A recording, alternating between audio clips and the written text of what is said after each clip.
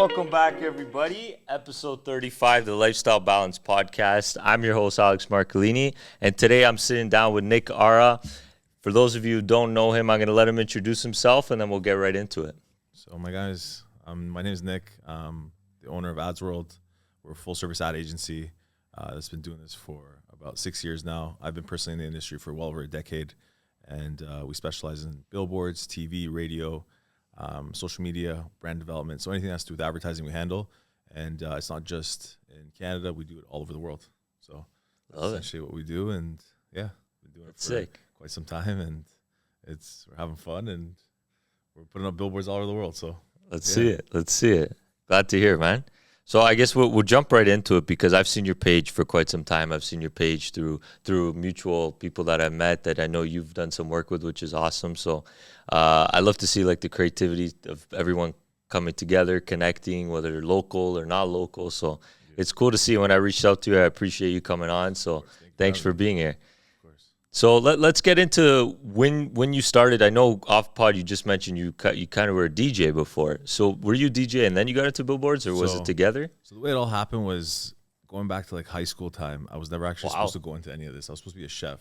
Okay, that was my whole passion. What type of food? I was gonna go more the high end, like fine dining kind of style. Because my dad at the time was in culinary. He was a chef at the time. So no way. My whole life I was always around food. He used to own 2 restaurants in Vancouver. Oh, wow. And then when it came to applying, he's like, I don't want you to do it. I'm like, why? He's like, I don't want you to have the same life I had. I want you to go into something different. Wow. So obviously it kind of messed with my head. For sure. Applied for the program. Didn't end up getting in because I was number 31 of 30. So I was like, okay, you know what? Let me apply for something else. At the time I was DJing in high school. So I'm like, okay, you know what? Radio broadcasting looks super cool. Yeah. Let me get into that. So I applied, got into a university called, it was College Loyalist in Belleville. Okay. Yeah. Applied that, accepted the offer there. Didn't want to go because it was on res. It was super far. Yeah. So accepted the offer on a Monday. On a Thursday, Seneca York accepted me. So I'm like, okay, you know what? I'm going to switch my acceptance. I ended up going to that. I had no passion for it at first. I was just kind of like, okay, it seems like it's cool. I'll do it for now until culinary accepts me. Oh, okay. Ended up getting into the program. Did it for a month. Fell in love with the program. And culinary kind of got shifted. I kind of forgot about it. Still love food to this day, and eventually will want to get into it somehow. But nice. Kind of did that for about 2 years in college, and you needed an internship. So applied at all these radio stations, and the only one that actually accepted me and kind of took me under their wing was Z103. Wow. Yeah. So I used to do an internship at Z103, and you needed 100 hours to graduate. And Tony Monaco, shout out to Tony Monaco. He was the one who actually brought me on and had an interview with the promo manager at the time. Did about 100 hours, and on my 100th hour, they hired me part-time. Wow. And I was getting paid. It was obviously part-time. It was whatever. But it was still, you're getting paid in an industry that's super hard to get into. Yeah. So I ended up starting to hire people in my class. All of my friends that were in the program, they're like, oh, I need internship hours. I was the one who was hiring them. No way. I was reviewing the resumes. I'm like, yeah, come on in, whatever. So we were hiring everyone. Wow. Did that for about a year and a half, graduated school, wanted to go back into school for my BA. Didn't end up going back because I ended up wanting to go into sales. So sales in a radio station. So for people that don't know the radio station and how it works, there's not just the on-air kind of side to it. There's production, there's sales, there's promo. So I wanted to sell radio ads. I had zero experience, like none. Like I didn't know how to sell nothing. But I was good at partnerships and relationships because I just build relationships all the time. Love it. That being said, I had a meeting with my sales manager at the time, and he sat me down. He's like, listen, do you think I should hire you? Like, why should I hire you? And obviously me trying to bullshit him. I'm like, yeah. I'm like, I think with the right guidance. He's like, listen, I don't think you're a fit for the position. Go and come back. Sure. 3 months goes by, apply again. This is around, I say, November time. Yeah. This is a while back. 2015. Okay, yeah. Like a while back. 9 years. Yeah, 9 years now. So ended up coming back. He's like, listen, you still don't have the experience. Okay. But we have a program coming up. It's a marketing program. If you can secure all these people to come into this seminar that we have, maybe we'll revisit it. Wow. Okay, no problem. Get to the desk, no idea what I'm doing. So zero clue. Start calling people that I know, people that used to wrap my cars, tip my cars, everybody my cars, you knew, barber shops. Yeah. Anyone. Waiters. Everybody that I knew from my phone from like back in the day called. Wow. Mind you, I was, I think, 19 at the time. Wow, so good for you. It was still like super young. People didn't know. And I just kept listening to like the guys that were in the office of like how they're talking to their clients. Smart. So I'm like, okay, this guy's I'm taking notes. Yeah. And I was the youngest sales rep in that like team at the time. Everyone else was like late 30s, early 40s, 50s. Yeah. These guys have been doing it longer than I've been even like liquid. Like, Yeah, it didn't make sense. So I ended up getting a bunch of people to come in. I secured like 40 people to the seminar, and 10 people showed up. Wow. I'm there in like a full suit every time the seminar. These guys are like, "What's this guy doing?" Like, so professional. Yeah, like I was trying to be professional, serious. So I get you. Yeah, I do the same. I ended up coming, and all these guys, they're obviously not like super like professional either. They're like, they're dressed in like sweatpants and t-shirts and tracksuits. So everyone's just looking at them like, "Yo, who's like, what's going on? Like, who's this guy?" So it came to a point of now having to close a few of these, and out of the I think 10 or 15 people that showed up, 3 of them ended up closing, which is equivalent to like 100K of ads. Wow. And they all closed based off relationships to the point where the last client that we actually went to see was in a snowstorm around, I say, December time. Yeah. The client literally told my sales manager, "Listen, if it wasn't for Nick, I wouldn't sign this." And my sales manager's like, "Okay." Comes out of the meeting and says, "Nick, you think I should hire you?" I'm like, "That's up to you." Started on Monday morning the following week, and we did that for about, I'd say I was there for 5 years with the company. Wow. And I ended up quitting on the day that I got hired 5 years later. And it came to a point where I wanted to do more. Yeah. The stations that we were offering, there's only one power station, which is Z103. Gotcha. It wasn't like Bell or Rogers where they got like Kiss, the Chums, exactly. all those different stations. So under the umbrella, yeah. I was having issue with clients. They wanted more and I couldn't offer them. So I ended up going on a trip. Then it happened that I was DJing as well in Dominican.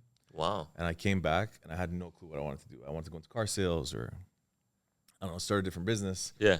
I ended up finding out that maybe I want to go in that agency route where I can offer multiple different services, take care of the client from A to Z. And it kind of just started from there. It's been, this year's going to be 6 years.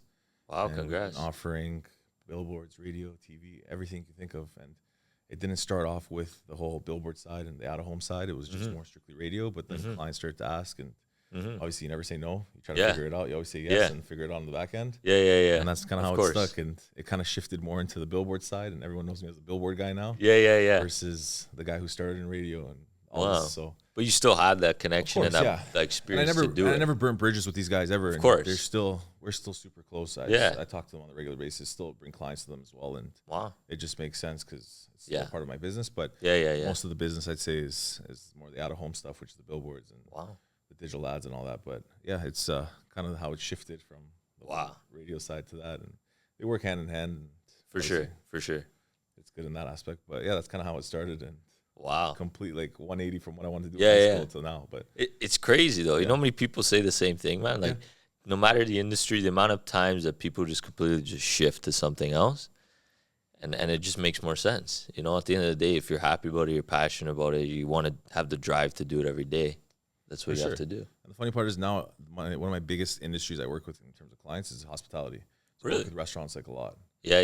So for I sure. can actually, city. I give them so much feedback and information and just knowledge just because I was around it as a kid. Yes. My best friend's a chef. All my closest friends are in the hospitality industry. So I'm still working with them in that sense. So it's kind of a blessing that I didn't go into the culinary side. Yeah. Because I'm still working with it in a different way. In a different way. And just helping them grow their business. You're promoting them and stuff. That's amazing. Yeah. That's amazing. Yeah. You never know where it takes you, right? Yeah. That's awesome. And so when you started it, your company, ADZ WRLD. Yep. Where did the name come from, and was it you on your own, or how did it come about? So when I first started, I was trying to do it with a buddy. Yeah, he obviously had. Funny enough, he actually owned a restaurant too. He was super busy with the restaurant. Didn't really work out the partnership because he's just didn't have time to put it towards. For sure. In terms of the name, we were literally just driving around. We and one of my closest friends. And I was just like, he's like, you should do it. He's like, ads. He's like, you should do ADS. I'm like, I don't know. I like ADZ because I want to do everything from A to Z. Love that. And then I didn't want to, from the beginning, I knew I didn't want to just do Canada. I wanted to do anywhere in the world. So that's why it kind of became ADZ WRLD. Yeah. And then the name was super simple. It was, I designed my own logo at first. The logo looked like ass. Yeah, we all do that. And then while the pandemic hit, that's when I had time to rebrand everything. So I rebranded everything, came up with the whole scheme and everything. Yeah.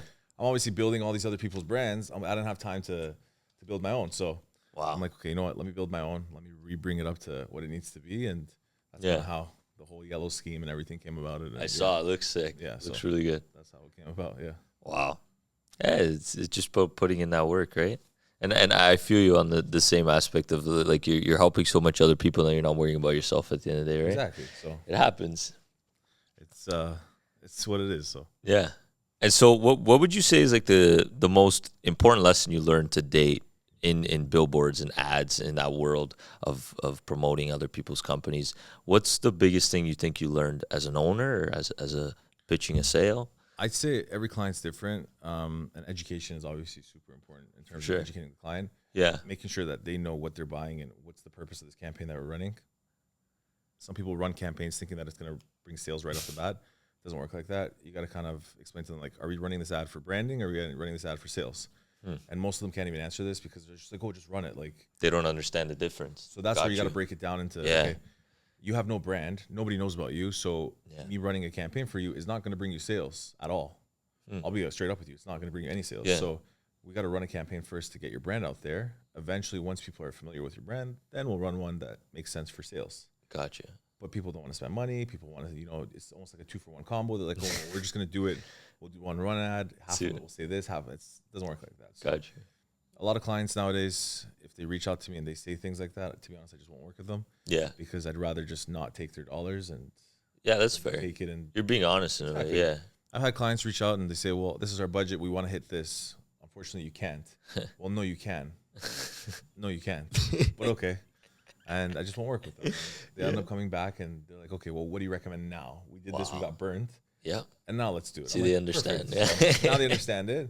They have to go for a little walk and come back, and now they're good. So that's, I think that's one of the biggest lessons is to make sure you know what the client wants and obviously delivering what they need versus offering them something that completely doesn't make sense for them. And sure, a lot of people oversell and upsell and all that other stuff. Yeah. I won't sell them something that they don't need. Yeah. Or if they just don't have the budget for. If I see they have a budget for this, I'll obviously offer them this and try to give it more value. But in terms of trying to sell them something that doesn't make sense just for the benefit of my own pocket, I won't do that now. Yeah. Good for you. So a lot of people are different. You know, a lot of people are vouchers. They don't care. Sales a sale, but that's where you got to think long term. Exactly. You can get a client that'll spend. It's your respect too at the end of the day. It's a respect thing too, and I'm heavy on respect. But in terms of a long term client, all my clients have been with me since I started. To be honest, I've very rarely have lost a client. Yeah. Just because of a relationship, I treat them like family. Exactly. And I think long term, a lot of other agencies, and I'm not going to make names. No, for sure. I see that they spend X amount of dollars in 3 months, and then the 4th, 5th, 6th month, that's not a client anymore. That client's not fishing for another agency. Yeah. You won't find someone fishing with me unless the guy's completely lost it. Yeah. He just wants to just go in a different direction, which is very, very very rare. Yeah. 0.001%. Yeah. But I just treat them like family. They'll call me at any time. I'll take care of them. They want someone that's going to take care of them versus, just take their money. I'm not transactional at all. Yeah. I'm about relationships. Yeah. Everyone that I've built a relationship with has been with me for years, and that's how it works. You can't be transactional. People don't want to be sold. Exactly. They want to actually be, a person. You're a person at the end of the day. So just like you hate when people call you trying to sell you things, they don't want to be sold. Exactly. Make sure that they're taken care of. It's family. They feel like they're getting a deal. Make sure that they're happy. That's all it is. So that's so true. The way you said that, especially with the fact that the people calling, it's the perfect example. Wants to be sold. Like nobody wants to be sold. They want to make sure that you're providing value. Why don't you offer them something for free for once, and then eventually down the line talk to them about a sale? I see how many people react different. That's it. Yeah. So I'll go to a meeting. I won't sell them on anything. I'll be like, listen, this is what you're doing wrong. This. Do it. Okay, so what about you? What are you gonna do for me? Nothing. They're like, but why are you here? Oh no, I'm here for a reason. But at this moment, you're not ready. Well, what do you mean? Why did you come then? That's what it is. In 2 months, I'll call you back. Did you do this? Yeah, I did. Okay, now we're ready. Yeah. You think long term. And that's how you got to plant the seed. It's like that girl from high school. You like her. Like you, and then 3 years later, she ends up liking you back. That's what it is. And exactly. One of my closest friends, he always tells me, he's like, you're really good at relationships. He's like, Nick, I used to make fun because him and I, when we used to go out like years ago. Yeah. And he's like, listen, you used to always go and talk to people. He's like, I'm like, what are you doing, man? Like, you don't need to build these. Like, it doesn't make sense. We went to a networking event this past Thursday. Yeah. And he's like, man, there's one thing I got to give you. Like, you're freaking solid when it comes to networking and relationships. Cause such a power, man. Yeah. Like, it's a big natural thing. You just got to connect with people and then long term. Yeah. A lot of the mutuals that we have, I met them in industries that they weren't even in before. And now they're in completely different industries. And it's just building that network. Yeah. Never burning bridges and just being a solid person. That's all it is. And just mutual respect. Exactly. So. Well, let me ask you this then to go off that, the relationships and building a network. A lot of people have this idea that building relationships with people is something that people have right off the get-go? Like it's something that they're just born with? Or do you think it's something that you can grow into and learn over time? Yeah. So pre-working at Z103, I was shy. I was really, introverted. I wouldn't say introverted in that sense, but talking to people was obviously nerve-wracking. And Yeah. you kind of got to learn as time goes by that once you get rejected all these times, you'll kind of learn to, okay, it's okay, keep going. So I don't think it's a skill you're born with. Some might say it is. Yeah. I think it's definitely a skill that you can adapt into. Agreed. Yeah. But you just gotta have to flip that switch to be extroverted and introverted whenever you need it. If you're that person that can't, you'll go to an event, start talking to people. Exactly. What's the worst that's gonna happen? They're not interested to talk to you. Exactly. No one's gonna come and say, "Oh, don't talk to me." So just kind of, you gotta just pick up on the cues. Like, okay, this guy's not interested. But Yeah. as you start to do it more and more, you'll get that experience, and it just becomes natural. Exactly. It's just like a natural conversation. You don't have to worry about it. Yeah. And it's also being in a sales position, you get to pick up on body language. So I read people very well, just by the way they sit, if they're slouched, if their hands are crossed. So these are all the things that you pick up on. You don't obviously talk about it because it's not something you talk about. But these are the cues you pick up. If someone's not making eye contact with you, if someone's looking off, someone's on the phone, all these things. So I think it's definitely a skill that you can develop. I don't think you're necessarily born with it. No one's born with. Yeah. You didn't come out of the womb like shaking hands. Right? Unless you're Nick Regina, that's a different story. That's a different story, Nick. Nick came out of the womb shaking hands. Rubbing shoulders, shaking hands. So true. But I think it's definitely a skill that you can learn and get better as time goes by. And it's just experience. The more you put into it, the more experience you're gonna get out of it. So 100%. Yeah. Love it. Great answer. So I know we spoke a little off camera about this as well, going in terms of, your company's international, it's worldwide. That was your whole focus. So what's your vision long-term now, let's say, with Canada and the U.S. and the market in the U.S. versus Canada, where's your head at in terms of that? So funny enough, I just came back from a trip from Miami, and Miami's opened up my eyes to a lot of things. Definitely want to take it more to the States, just because there's a lot of more opportunities and the brands and what I'm doing here, it's very rare to find out there. Yeah. I was really doing it in that aspect. And I just think the hustle and drive that we have coming from Toronto is a little different than, let's say, the Miami hustle or let's say the Cali hustle. For sure. Not to say that they don't have a hustle, they do, but it's a little different than us. It's 100%. almost like that New York hustle where it's like fast paced, everything's go, go, go. So I think eventually the plan is in the next year or 2 years to eventually shift there and have almost a division there that kind of can help the U.S. side of things, and then the Canadian side will also do this, and then eventually Europe and Asia and all that. But I think it's in the play to make it happen for the U.S. just because of the population that's there and just the amount of options and opportunity that there is. So for sure, it's so true. And so let me ask you a more technical question. In let's say for billboards, for example, because that's what people know you a lot for in today's day and age. What is step A to Z? Building a billboard for a company or for a person's brand, what do you do? How does it work? And where would you start? First, if the client's coming to me or if I'm finding the client, first you want to figure out why they even need a billboard. That's the most important question. For sure. So, do you even need a billboard? Do you have the budget for it? Why are we doing this? What's the plan? Find out all that information, and then, okay, now what areas are we looking at? Are we looking at Yonge and Dundas? Are we looking at, let's say, Vaughan? Are we looking at Richmond Hill, Markham, Thornhill? Where are we looking at? Once you find those locations, map out all these locations, send them to clients, all locations, where the billboard is. Is it on the left-hand side when you're driving? Is it on the right-hand side? Is it illuminated at night? Are you going to call me at 11 p.m. and say, why is the billboard off? Because, well, that billboard doesn't have a light because the city doesn't allow electricity. So there's a lot more to it.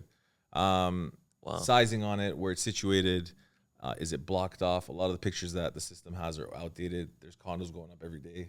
I had a client who bought a billboard and he didn't know what it looked like, and obviously it's in a completely different country, and there was a condo right in front of it, and he drove by and he's like, where's the billboard? I'm like, it's there. Wow. So I ended up having to refund him and all that stuff. So it's a whole thing, but it happens. These are the things that you got to make sure, and you got to be on top of it. So obviously finding a location and then going over creative. Like, again, are we doing this for branding? Are we doing this for sales? If they have the creative on their own, we'll obviously implement it. If they don't, we have a creative team that can help them with designing and everything. Cool. Making sure that the designs are up to spec, how they look on the board, doing pre-screening. It's more detailed. People just think I just put up billboards. It's like put it up and that's it. No, it's send me your logo. You want to make sure, like, if you're driving by, is it visible? Yeah. We had a client that ran a campaign last week. They submitted us creative. We drove by. The creative was so small you couldn't even see it. So I had to tell the client, can you resize it? Upload it again. Yeah. There's more to it. Making sure that's all good.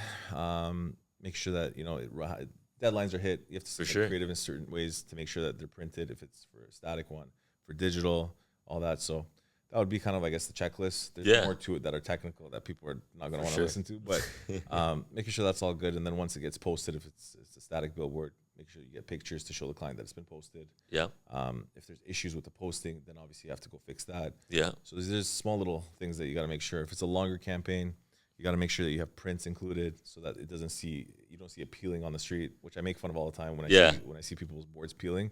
You'll never have a client of mine peel because I always make sure you get X amount of prints. So by the time it's about to peel, you get a new print go up. So oh wow, small little things. Yeah, most people don't care about, but so that makes you're a never going difference. to have anyone driving by taking a video of your board peeling. So yeah. That's and if terrible. you do see a board of mine peeling, it's because the client didn't want to pay for it, or we ended up giving them so much extra bonus time that it just kind of just over time. Yeah. So Yeah. Wow. Those are the only times. Yeah.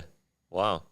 Hey, a lot of people wouldn't know these things, right? So it's interesting to hear from an ad perspective. And it also depends on like the location they're looking for. Some clients, they're not looking for a campaign that actually makes sense. Like there's actually 3 tiers of campaigns. There's the clout tier, where they just want a billboard at Dundas Square, just take a picture to say I did it. Yeah. There's the sales side, and then there's the actual branding side. So got it. You get the clout side a lot because artists, they want a picture for the optics, or you just want a brand just to say it, or someone wants to propose to their girlfriend on a billboard. Really all different. Small, genres, cool. So those are the 3 tiers. There's different markets from it, I guess. Yeah. And they're growing as they come. There's a lot more. So there's people that just want to, like I had a girl reach out to me 3 weeks ago. She wanted to put up her ex-boyfriend's face on a billboard just to piss him off. So again, different tiers. It's hilarious. I have artists who call me from jail trying to set up billboards for like it's crazy. No, the amount of calls I get, Wow. So it's not just big brands. Yeah. You get a lot. It's not just the McDonald's or Harvey's trying to sell you their new meal. You get every walk of life. Yeah. Wow, that's sick. And so when you're doing with these clients, like what's the first thing? I know you said like you understand, okay, is this for sales? Is this for brand? What are you trying to do it for? But what's the biggest outcome when they put a billboard up that they receive, let's say? It all depends on what they're doing. If they're just doing that campaign for like a billboard campaign, it's very rare that they're going to see anything out of it. It's just more the optics. Yeah. It gives them credibility that they're on a billboard. But when they're doing social media, when they're doing Google, when they're doing radio ads, when they're doing, TikTok and all these different platforms, then you start to see that, okay, you know what? I saw him here. I heard him here. I noticed him here. You start to see that everything's in sync. Gotcha. So that's kind of how it works. In terms of just doing a billboard and sales are rocketing or your brand's getting, it's really rare. For sure. It's also educating the client on explaining them how things work and what you're doing. And that's, I think, the most important part. Yeah. I love to go into detail with clients just to make sure that they understand. 100%. Because it's obviously a new venture for a lot of them. Yeah. And it's obviously an old platform that most people are like, I don't know. But I'm kind of bringing it back in a sexy way. And especially now with digital, you can kind of explain that you don't need to spend X amount of dollars to do these crazy things. You can do, let's say, a buy for, let's say, 10,000 and hit like all these specific locations on an impression buy. Wow. So you kind of start to see that, okay, there's more to it. You don't necessarily need to spend like 50 grand a month on a board. So these are all the different components. And I think education is the most important part. Educating the client, making sure they understand that, okay, this is what I'm buying. This is what I'm getting. And that's kind of how things move from there. Yeah. Yeah. Love that. And so to go off, I know you mentioned there, in terms of like going through all the platforms and making it in sync, what's your opinion on the fact, billboards is something that was around for quite some time, and now ads are something digitally that everybody in today's day and age of the new generation, let's say in business, is trying to do. Do you think there's a difference, or do you think like billboards is something that's slowly going down, or it's always going to be there? You have to shift your vision to it. I think if anything, it's going up. Really? Wow. I think a lot of, especially this year at least, there's a lot of brands that are kind of shifting away from the digital side for like social media. And I see that the budgets are growing for out of home. So they're going more that digital route. Because think of it, when you're in your car, you're driving, what are you noticing? Exactly. Nowadays with the rules and regulations, you can't even be on your phone. Yeah. So what are you so driving? true. You're seeing a billboard. So especially if you're in traffic for so long. What else are you going to Gardner right now, it's 2 lanes. Yeah. You have to look at it. You're stuck. So it's the perfect time to advertise on the Gardner for the next 2-3 years because people are going to be stuck. So if you want to see them, you're going to see them now. That's the most time that they're going to be on the highway for. So I don't think it's dying. I think the industry's shifting. I think it's going to go more digital. Yeah. A lot of the static boards in the city are going to eventually get converted to digital. Yeah. Which it's a hater and love relationship, I guess. I love the static because Yeah. you get to see it. You're not in rotation with other clients. Exactly. But there's others that'll say, no, it's the greatest thing that'll ever happen. But it's a case-by-case situation in that aspect. Same thing with radio. People said radio is going to die down. Yeah. I don't think it ever will. No. The record came in, radio was around. Tape came in, radio was around. CDs came in, radio was around. Yeah. Streaming's been around. Radio's the one thing that's in your car that's free. Yeah. People don't have to pay for it. Exactly. XM you have to pay for. Exactly. Apple Music you have to pay for. Exactly. Spotify you have to pay for. Sure, it's maybe listenership has declined on certain stations because of all these other platforms. But keep in mind, like back in the day, when you wanted to hear new music, where'd you go? The radio. Exactly. So these are the other components, and this is kind of what I always have said, and I always will, because I think radio will always be around. I think just certain stations need to shift and figure out how to rebrand it and make it appealing to people. Exactly. Yeah. Because even a lot of my friends, some of them listen to radio. When you're in a gas station, they're not streaming. They're playing it. So Even me sometimes. you flip around. So if X and you get tired of listening to the honest, same XM stuff. plays the same stuff over and over again too. Yeah. So Yeah. if the complaint is, oh well, radio, you're always listening to the same thing. Well, to be honest, on the radio, I'm very rarely hearing the same song. Yeah. No. Maybe before, but not anymore. Yeah. They're Plus, changing. with XM, can you win concert tickets? Can you meet the host? Can you do this? Half the time, the XM announcers are in the States. So Yeah. there's a lot of like pros and cons, but I don't think they're all going to go away. I think it's just going to be a new level of innovativeness that needs to come into play. I think a lot of stations now are offering digital services as well. So advertising on their website or and all that. So I think they're all going to be tied in somehow. It's just how is that going to work with the new wave and things? Exactly. It's all about like adapting, like you said, and being innovative. It's interesting. You know, everyone has their own opinion on it with this, with billboards and stuff. But I mean, like as the company here, I know back quite some years, we used to do quite a few with advertisements on. I remember when I was a young kid and like seeing, we used to put the advertisements of the company on the TV, and then you'd see her like, oh my God, you thought it was like the coolest thing ever. Yeah, that's back in the day on TV. And all that stuff. There was no streaming. Yeah. You know, you do these like the pop-ups where the host would come in and talk to the owner and all that stuff. So yeah, no, it happens. Yeah, I feel like there's a chance that might come back one day. I don't know. Something tells me they it just will. need to figure out a new way. A host that's like 7 years old. Yeah. More energetic, young. You gotta have energy. You gotta have people that's relevant and makes sense. And I think that's what would make the most sense. Even for radio, same thing. You gotta have people that are more relevant. And if they are older, there's no problem with it at all. Just be relevant. Be with the times. Exactly. You know what stay the up to trends date. are. Yeah. Exactly. So exactly. I think that's the most important part. So yeah. Cool. Love it. And so I want to ask you a question in terms of entrepreneurship and that side of things, because obviously you run your own company, so there's a lot of responsibility you have, a lot of things that you have to do on a daily basis. And so let me start with that. Is how do you feel about being an entrepreneur? Do you think it's meant for someone, or do you think you have to have a lot of skill and experience to be able to do what you do? I say you got to have passion. Obviously, that's the most important part. And you got to be able to sacrifice a lot. There's not just opening up a business and you're making it. You got to sacrifice going out with your friends, hanging out with your family. There's a lot of things that you got to sacrifice, but it will pay off. I think anyone can be an entrepreneur. When people say, "Oh, I don't have it in me," like, "Oh, no, my family's never in it." Again, I don't think that's necessary. I think that's an excuse. Yeah. If you really want it that bad, you can get it. 100%. But as an owner, you're wearing multiple hats. One day you're HR, one day you're customer service, one day you're the janitor. You got to figure it all out. So you got to be a people person. You got to be able to handle it in different situations and put your ego aside and think on a logical thing, not emotional. If something happens that you're upset with and you see that what you're thinking is not right, you got to think on the other side, how's the client feeling and all that stuff. So there's obviously many hats you got to wear, and there's obviously different situations. But I think anyone can be an entrepreneur.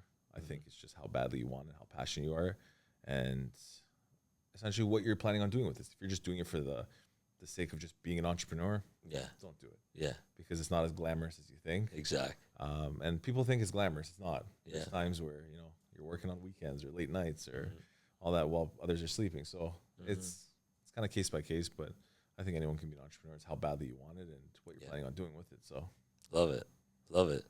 And so let me ask you the question that we ask everyone. Everyone has a different opinion. Everyone believes, doesn't believe in it, but it's always interesting to see from different perspectives. So, Nick, do you believe in having a balance of your lifestyle, or how do you balance your lifestyle? you have to balance it in some way or another. Some balance it in better ways, some balance it in worse. For me, it's like, it's kind of, I guess, like a fine line of, of what the balance is. But we could be out hanging out with some friends, something work pops up. Exactly. Grab it. It is what exactly. It is. But the small little tricks and just having that being able to just disconnect from work for a little bit, just to keep yourself, sane a little bit, I think is the most important part. But you for sure need balance. There's balance in everything. 100%. Whether it's going to the gym, whether it's hanging out with some friends, smoking a cigar, having going for dinner, whatever the case may be, you have to have balance, or else your whole life is just going to be work. And that's something I've learned over the years that have gone by. You can't just be working all the time. Sometimes you just need to disconnect and don't neglect your client, but at the same time explain that, okay, you're away for this week, and it's okay that you're away. Take that boundary sometimes. Like I was away this past week, and my clients knew that I was away, and I still answered calls. But if I'm not answering while I'm on the flight, don't blow up my phone and say, "Where are you?" I'm on the flight. I'm in the air. I can't. Let me breathe a little. So you got to have that balance, and I think that's what will help you grow your business. Number one, help you stay healthy, and it'll explain to people that you have that boundary, and this is the boundary that he has, and don't overstep it. And I think that's the most important part. Yeah, send those boundaries. Love it. Setting the boundaries with your clients and even your friends as well. Let them understand that, okay, you know what, now is work time. I can't come. Exactly. If you're going to get upset, you're not my friend, man. Exactly. Straight up, like if you're getting upset that I'm working all the time, it is what it is, man. Like, come see Gotta me respect work. it. Respect it. So, and that's an issue that I have with a lot of friends, and the circle's getting smaller and smaller, is because a lot of them work 9 to 5s, and they don't understand that. Listen, I don't work a 9 to 5. I work a 7 to 1 a.m. So 7 to 24. So I'm answering calls while I'm sleeping. So there's different kind of things. So I don't know. I think you definitely need the balance between your work life, your family, 100%. Personal life, whatever. So at the end of the day, we're all human. We're not robots. Exactly. There's only so much you can do. But I definitely think you need a balance. Love it. Thank you, Nick. Of course. Thank you. Appreciate you coming. Of course. Awesome time. And guys, check out. We're gonna link all this stuff below. All that fun stuff. Make sure you follow. Check them out. If you need a billboard, you need ads, this is the man right here. See him there. And coming out Friday, upcoming next week. So thanks for having me.